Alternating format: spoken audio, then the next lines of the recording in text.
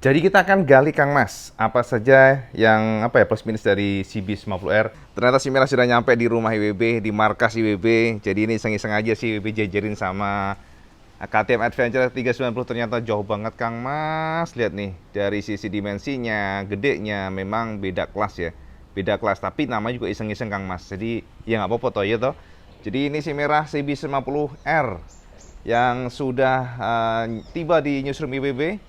Dan pastinya IWB akan mencoba untuk nge-share ke sampean semuanya review mengenai test ride harian. Kemarin kan sudah touring Cak, bosen Cak touring terus Cak. Jadi kita akan review secara real time untuk daily nanti ya. Walaupun PPKM kita akan cari kita akan cari kondisi yang pas saja. Jadi kita lihat rute-rute yang mungkin nggak PPKM. Nah ini Cak, kalau kita jajarin Kang Mas sama saya lihat antara CB dengan Adventure yang kita ini bukan komparasi, lucu-lucuan aja ya. Jadi saya melihat dimensinya ya, kebanting banget ya. Iyalah 400 cc masih 50 cc. Nih, sama kira-kira gimana Cak? Pilih mana Kang Mas ini dari atas. Ya. Dan ternyata Cak, dari atas ini untuk tangkinya, looks-nya itu malah lebih gede yang CB. Asik nggak coba? Jadi tebel gitu, karena memang kondoman, sementara kalau itu enggak. Ini kayak galvanis ya kayaknya. Bahannya dari belakang seperti ini Cak. Nah oke. Ya buat lucu-lucuan aja sekali lagi ya. Jadi komparasi desain antara kedua motor berbeda genre dan harga. Jadi kalau kita jajarin memang antara kedua motor berbeda merek.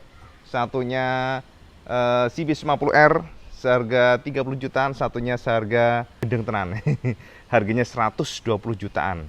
110 apa 120 jutaan gitulah ya, sekitar segitu.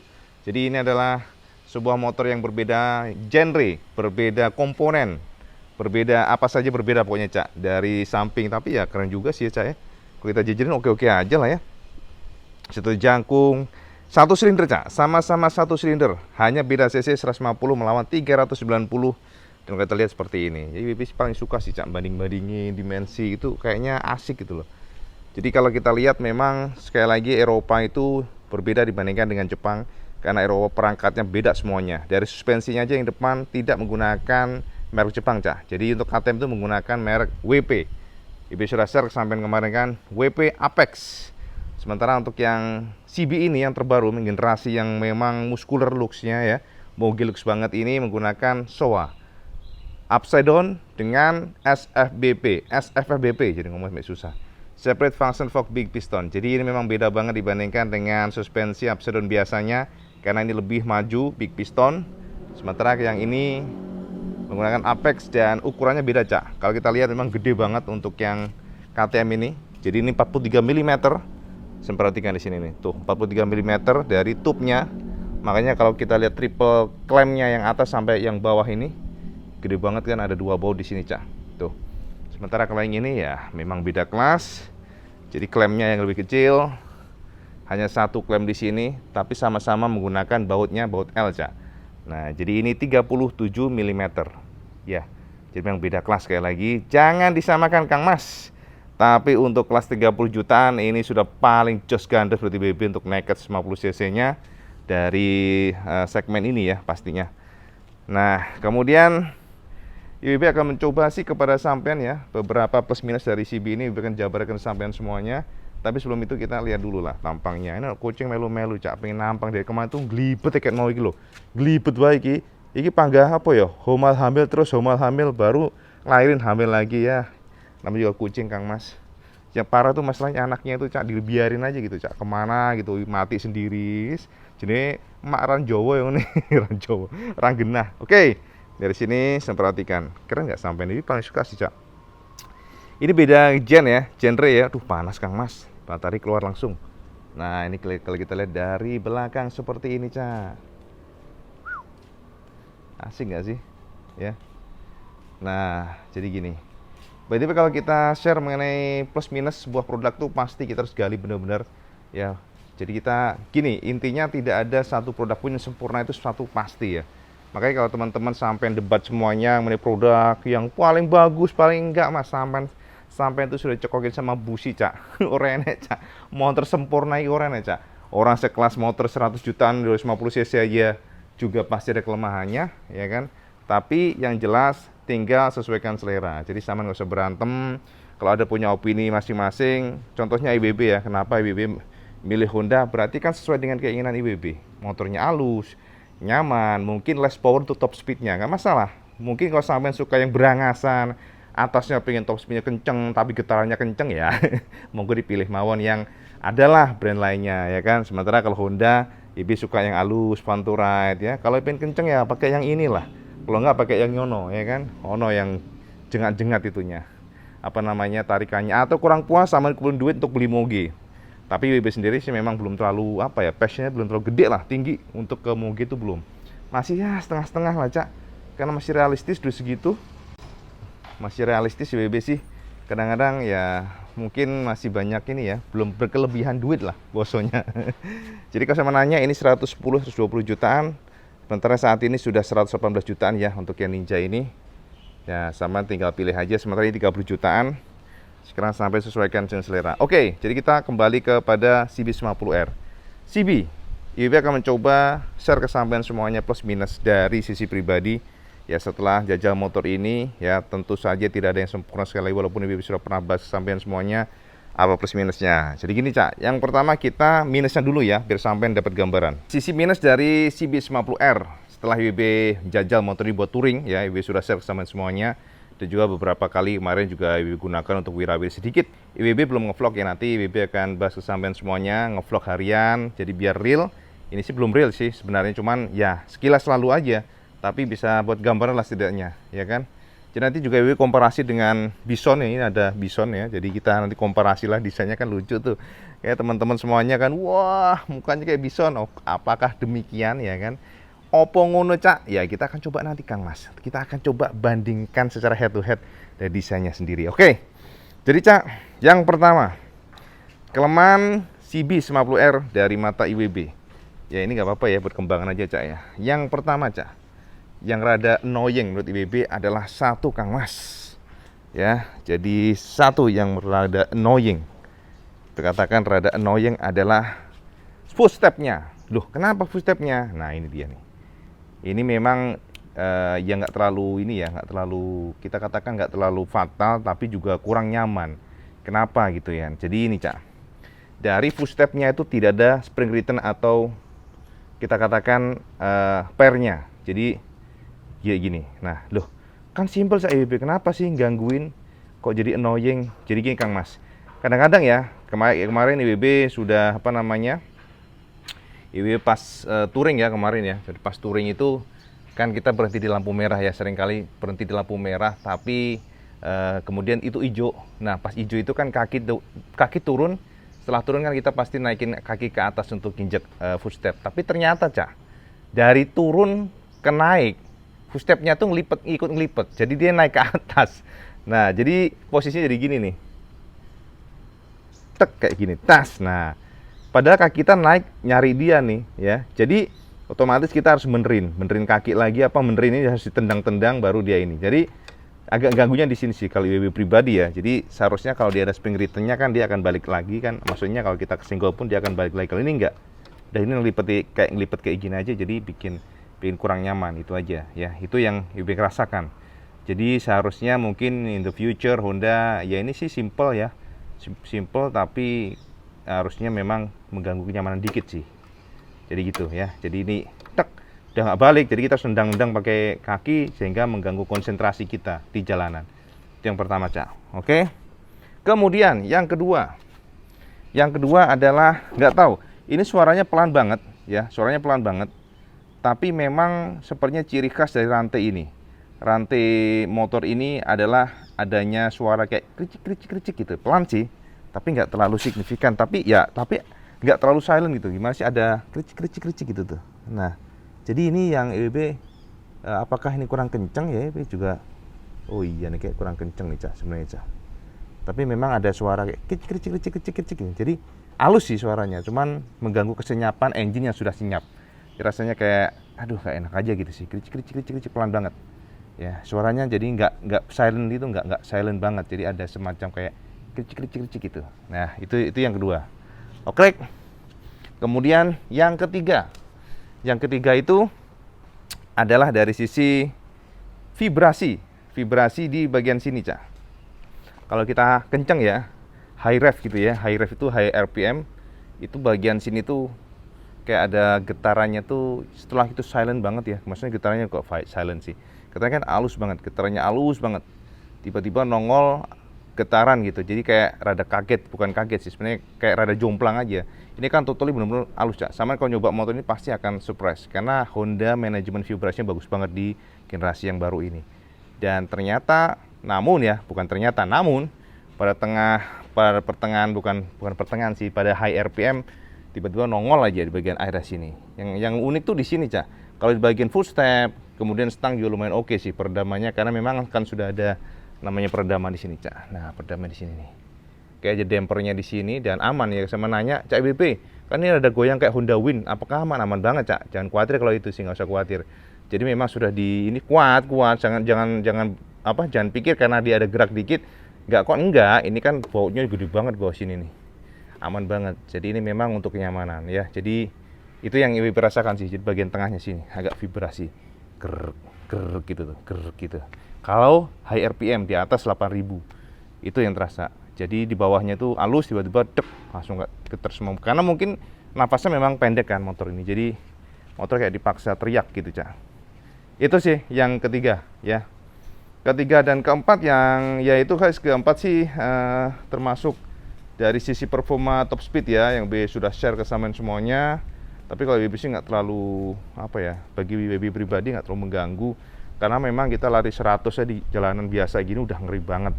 Kita nggak mungkin di atas 100 sih, lari 80-an paling segitu doang. Yang BB rasakan sih nggak terlalu mengganggu sih. Mau near square mau overbore BB nggak terlalu terasa, tapi bagi sebagian banyak orang yang mungkin lebih suka yang overbore itu selera sih. Tapi menurut BB sih oke banget ya dengan near square ini, karena motornya malah jadi irit banget Kang Mas. Sama colek dikit aja, waduh udah ngacir larinya. Jadi itu plus minus. Jadi BB nggak masukkan dalam list untuk kelemahan sebenarnya. Jadi lebih kepada balancing sih. Jadi itu. Terus apa meneh? Lalu nextnya adalah mungkin ini faktor subjektif sih. Tapi kalau menurut IBB dari sisi pribadi desain, Cak. Apa yang kurang nih, Cak? Desainnya adalah revisi bagian belakang, Kang Mas. IBB sih setuju ya, belakang ini memang cakep. IBB katakan ini enak dipandang dan memang tidak tertinggal oleh zaman. Masih keren, desainnya tuh kayak nggak lekang oleh waktu. Belakang itu masih enak aja dilihat, masih enak dipandang, enak, oke lah. Cuman nggak tahu deh kenapa IBB kok ngerasa terlalu nanggung gitu ya. Seharusnya Honda bisa merubah dari sisi semuanya aja, karena kan kalau kita melihat di belakang kayak motor yang sebelumnya. Jadi totally no difference, gitu yang bikin rada nanggung sih sebenarnya. Tapi ya sekali lagi itu selera. Mungkin Honda sudah melakukan survei bahwa buntut ini memang disukai pasar mungkin ya. Tapi yang pasti, Cak, memang demikian sih. BP katakan enak sih, keren sih, bentuknya itu keren. Ini mungkin sekali lagi ya ada survei khusus yang mungkin sekali lagi bisa saja memang sampean suka. Tapi kalau dari sisi pribadi tetap ya seharusnya dirubah juga biar nggak nanggung. Jadi depannya sudah totally different, dan tapi lihat belakangnya kayak sama aja. Jadi orang tuh nggak terlalu menemukan adanya perbedaan lah kalau kita lihat desainnya untuk belakang ini. Jadi itu aja sih kalau menurut IBB. Dan oke sih, itu aja sih, Cak. Karena memang kalau kita lihat material untuk tangki-tangkinya juga tebel ya. Oke, nggak ada masalah.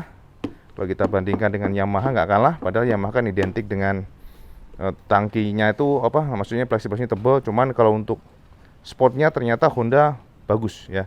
Jadi spotnya oke. Untuk yang maksudnya tangki plastik kondomnya ya oke. Bahkan dikatakan dibandingkan dengan R15 sekalipun ataupun Fiction ya, Ibu ngerasa sedikit lebih tebal ini malah.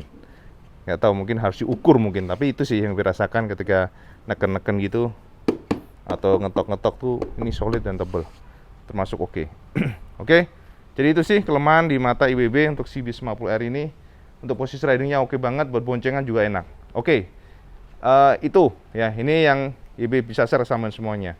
Tapi sekarang kita akan mencoba untuk plusnya. Plusnya apa? Kalau ngomongin plusnya, Kang Mas, memang motor ini cukup banyak plusnya. Dari sisi apapun itu, untuk harga range segitu memang cukup banyak. Yang pasti adalah dari suspensinya yang bisa sudah share ke sampean semuanya. Suspensi udah gede, udahlah, Ibu nggak jabarkan lagi, ulang lagi, saya kayak diulang-ulang. Tapi yang jelas sangat apa yang membuat motor itu sangat lincah, sangat nurut, nyaris tanpa ada keluhan, mau zigzag kiri kanan juga dia nurut. Jadi gitu. Kemudian yang kedua adalah ketika bonceng aja. Ternyata ketika dibuat boncengan, Ibu kan kemarin bonceng si bontot Ibam tuh, bobotnya udah 87 kg ya si Ibam ya. Dan ternyata motor itu nggak ada namanya penurunan performa, Cak. Ibu ngerasa bahwa motor ini ternyata ketika diboncengin dengan bobot yang cukup berat ya, dari bonceng belakang pun, ini ternyata motor secara handling nggak turun, nggak ngedrop. Handlingnya tetap enak, lincah, nggak kedodoran, dan yang paling istimewa adalah torsinya, Kang Mas. Dengan bobot yang berat, ternyata mesinnya sangat responsif, tidak ada perubahan di sana. Jadi kalau kita ngerasa itu motor seperti ya udah ngikut aja, nurut aja. Maksudnya bukan nurut ngikut, maksudnya apa ya, spontan, tetap spontan, gak ada kedodorannya. Dan ini mungkin kelebihan Daniel Square-nya untuk yang generasi yang paling baru ini dengan bobot di pangkas 2 kg membuat motornya makin enak. Terus yang ke nextnya adalah dari konsumsi BBM. BBM-nya ini motor emang gila nih. Dikatakan ini motor sangat mirip dengan Supra ya, iritnya nih. Ini improve banget. Iritnya improve banget. Jadi kalau sampai nanya mengenai keiritan, jelas motor ini improve-nya dari sisi efisiensi bahan bakarnya mantep, Cak. Jadi Ibu ngerasa di sana bahwa untuk BBM-nya cenderung lebih irit ya. Ibu katakan irit, sama jajal-jajal. Dalam kota itu bisa 1 liter itu untuk 47-48. Luar kota kemarin Ibu sempat tembus 52 kan 1 liternya. Jadi ya tergantung kita sih secara berkendaranya. Tapi secara umum memang ini lebih irit bandingkan dengan sebelumnya. Efisiensi bahan bakar lebih bagus. Dengan bobot yang lebih ringan pastinya ternyata juga ada mapping buat motor ini spontan, enak banget. Lalu yang nextnya adalah, nah saya perhatikan di sini, Cak. Kalau kita, mohon maaf ya, Ibu pakai sandal jepit, jangan dikomplain Kang Mas, jangan dibully Kang Mas. Oh enak, Cak, gawe sandal jepit itu enak masalahnya. Nah nextnya adalah, nih saya lihat di bagian apa namanya, kita lihatnya tuh di bagian rem-remnya, Cak. Rem-remnya tuh ternyata pakem banget. Ibu ngerasa kemarin kan waktu turun naik gunung kan ada agak ada ngedropnya ya, ada ngedropnya karena memang kita push banget, stop and go, ngerem terus. Tapi kalau digunakan berkendara harian ternyata remnya itu cakep banget, jadi empuk ya. Jadi Ibu katakan Honda ini improve dari sisi braking, karena dari pengalaman dulu ya Ibu menggunakan Mega Pro yang 2002, rem itu menjadi isu untuk motor Honda, kurang pakem ya, kurang pakem terus keras. Kalau sekarang enggak, ini improve. Ibu katakan jadi ini improve. Motor ditarik dikit empuk dan juga set gitu. Jadi enak banget. Ya Ibu disuplai oleh Nissin sih. Kalau untuk pengeremannya tetap Nissin. Itu ya, Ibu ngerasakan remnya oke banget. Belakangnya juga oke, walaupun kita sebenarnya mayoritas braking itu selalu menggunakan rem depan. Nextnya adalah dari posisi berkendara Kang Mas. Nah ini sih sudah Ibu share kesampaian bolak-balikan. Ini posisi berkendaranya sangat nyaman, jadi relax banget. Antara kaki dan stang itu jauh lebih enak yang ini dibandingkan dengan sebelumnya. Jadi memang sudah dihitung sama Honda. Saya bisa lihat posisi dari tapernya yang lebar ya. Jadi juga dari posisi footstepnya yang menurut Ibu pas, tidak terlalu nekuk banget. Karena kita tahu bahwa beberapa motor sport ya, khususnya MT-15 ataupun Saber dulu ya, dan juga Suzuki GSX S serta Bandit itu agak nekuk dia, agak ke belakang dan agak nekuk. Dan ini enggak. Jadi kalau kita lihat memang posisi ridingnya natural, mirip dengan Fiction. Musuhnya ini Fiction ini untuk kenyamanannya. Dan juga Bison ya. Sementara kalau untuk yang MT-15, karena banyak teman-teman yang nanya nih ke IWB nih, Cak IWB gimana dibandingkan dengan MT-15? Gini Kang Mas, sama nih kalau dengan MT-15 memang motor ini secara stylenya cakep, IWB katakan cakep. Stylenya itu kayak apa ya, kita katakan sih kayak garang banget sih ya. Garang, posisi ridingnya juga kayak supermoto, tapi kalau sama nanya kenyamanan nggak ada, Cak. Jadi sampai harus coba dulu, jajah dulu, baru sampai nanti bisa menyimpulkan. Karena MT-15 dan memang ini ya, untuk CB ini memang beda Kang Mas. Sama jangan samakan, ini beda segmen, beda posisi ergonomi riding, dan juga beda harga yang pasti. 30 jutaan musuh 37 jutaan kan kalau nggak salah, sekarang udah 37 jutaan, hampir 38. Kalau nggak salah malah di beberapa daerah sudah tembus di angka 40 jutaan. Jadi beda segmen, beda posisi, tapi yang pasti kalau Saman punya duit lebih, memang kalau Saman untuk ke kafe atau mungkin buat nampang di tempat-tempat mall atau apa, bukan mall sih, maksudnya tempat nongkrong ya, mungkin lebih lebih dapat yang MT. Tapi kalau untuk harian Ibe nggak recommend, capek Kang Mas. Jadi posisinya memang capek, posisinya tuh Ibe katakan kurang natural karena kita harus apa ya? Posisi badan itu terlalu dekat sama stang, jadi kita kayak dipaksa begini, posisinya kayak ditarik begitu, sementara kaki ke belakang. Nah, saya bisa bayangin kan, antara footstep sama stang itu posisi ridingnya tuh nggak natural. Jadi kayak semacam kayak menggagahkan diri gitu biasanya, Cak. Seperti apa ya, biar gagah aja gitu. Tapi tadi memang gagah memang. Namun kalau buat harian pasti sama capek, sama jajal aja nggak percaya. Jadi memang beda segmen. Ngomong-ngomong baju WB jelek banget, Cak. Masya Allah sebulak kabeh Kang Mas. Ini baju lama ini. Baju dapat dari Honda dulu waktu apa ya, Touring Streetfire kalau nggak salah, generasi yang Streetfire sebelum ini. Udah cukup lama. Aduh, ini gara-gara PPKM lagi ya, Corona lagi Kang Mas, jadi harus sabar Mas. Jadi biker pun juga udah banyak ngerem-ngerem gini, kita nggak bisa touring kemana-mana ya. Jadi harus sabar ya sampean ya. Nah, ini kita lihat tapernya ya, sampean bisa perhatikan di sini. Jadi ini ada mounting yang gede di sini. Ya, jadi mounting gede ini memang untuk meredam getaran dari, jadi gini, getaran engine itu pasti dialirkan ke sasis kan. Sasis kemudian pasti lari ke triple clamp sini.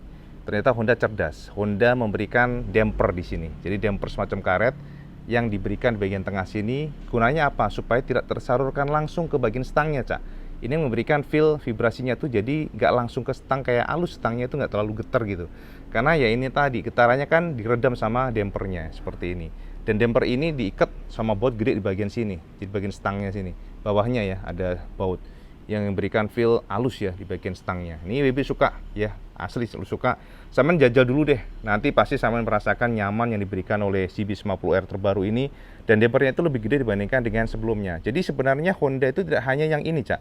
Ada beberapa motor yang juga ada damper, cuman memang ukurannya nggak segede ini. Kalau sekarang ini gede, resnya tinggi, jadi feel-nya tuh kelihatan banget ya, lo ada dampernya di sini. Ya, jadi itu sih kata BB sih cakep, termasuk ini aduh suspensinya Kang Mas enak banget suspensinya nih, gila nih Showa nih istimewa, udah Showa istimewa yang menjadi kekuatan Honda satu, Cak, karena Honda ini kan Astra Group. Jadi gini, kalau pabrikan lain pasti mumet, Cak, untuk jabanin Astra itu mumet. Masalahnya kenapa? Astra ini kan punya saham banyak, Cak, jadi bukan hanya di Astra Honda, tapi Astra tuh banyak anak perusahaan seperti Showa pun ternyata mereka punya saham di sana ya. Otomatis kan kalau untuk harga-harga kan bisa semacam ya special price mungkin karena mass production juga lebih gede mungkin ya. Ini kan kita secara logika aja. Sementara kalau pabrikan lain untuk mendapatkan harga yang sama dengan Honda ya kayaknya susah, karena kan Astra Group ini kan pasti lebih memprioritaskan namanya satu payung company ya kan. Itu sih menurut WB. Makanya kalau seperti Yamaha pun pasti mumet. Mereka untuk jabanin dengan harga yang sama mumet tenan, Cak. Masalahnya itu kemampuan dari mass production itu yang membuat semuanya berbeda. Jadi gitu, Cak. Ini memang spesial banget. Separate function fork big piston yang memberikan feel ketika sampean ngayun ya.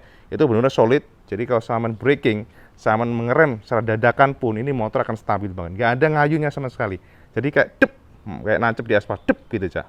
Ini sayang banget ya. Sebenarnya kalau depan sudah kayak gini, harusnya belakang swing armnya banana. Wow, pasti stabil banget motornya. Cuman ya itulah mungkin cost-nya ya, biar sampean nggak terlalu mahal belinya. Kalau semuanya dikasih yang the best kan mungkin harganya akan melonjak. Sekali lagi, motor selalu punya plus minus, Kang Mas. Tidak ada yang sempurna, karena kesempurnaan milik Allah Subhanahu wa taala, cielah bosnya. Tapi sekali lagi, kalau sampean membeli motor, menyidam motor, sampean bisa sesuaikan keinginan sampean seperti apa, tujuan sampean beli motor untuk apa. Kalau untuk fun to ride, untuk harian, irit, stabil, enak dan nyaman, untuk motorsport sampean bisa pertimbangkan untuk yang CB ini. Tapi kalau sampean mencari top speed, yang seneng di atas 100 km per jam ya, maksudnya top speednya tinggi ya, mungkin bukan motor ini, karena motor ini bukan untuk itu. Motor ini lebih ke akselerasi, kemudian juga remnya pakem, handlingnya lincah, nurut, dan secara looks-nya gede. Jadi gitu Kang Mas ya, informasi buat sampean semuanya. Tapi kalau sampean punya lebih duit, pengen adventure ya ini motornya. Ya, jadi mulai Kang Mas, informasi buat sampean semuanya. Kalau sampean suka video ini sekali lagi, sampean like, share, dan subscribe. Dan jangan lupa juga sampean sholat 5 waktu, karena ini paling penting. Assalamualaikum warahmatullahi wabarakatuh. Salam Jiskandos.